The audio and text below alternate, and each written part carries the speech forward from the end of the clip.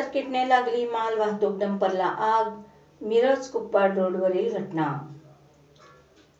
मिरजेहून कुपवाडला जाणाऱ्या रस्त्याकडेला असणाऱ्या pipe कारखान्याजवळ welding दुकानाच्या समोर माल वाहतूक डंपर हा काही कामानिमित्त आला असता काम चालू करण्याअगोदर 15 मिनिटात डंपर ट्रकच्या पुढच्या ड्रायव्हर केबिनमध्ये शॉर्ट सर्किट होऊन आग लागली. हे ड्रायव्हरला समजताच ड्रायव्हरने तात्काळ आग विझवण्यासाठी आजूबाजूला असणाऱ्या नागरिकांना मदतीसाठी बोलावून आग विझवण्याचा प्रयत्न केला तरी आग विझवता आली नाही. त्याने तात्काळ कॉल करून आपले मालक श्रीकांत गणे यांना फोन करून हा सर्व प्रकार सांगितल्याने मालकाने अग्निशमन दलाला कॉल करून बोलावण्यास सांगितले असता ड्रायव्हरने अग्निशमन दलाला तातडीने कॉल करून घटनेची सर्व माहिती सांगितल्यावर तात्काळ अग्निशमन दल घटनास्थळी दाखल झाले आणि आगीवर पाण्याचा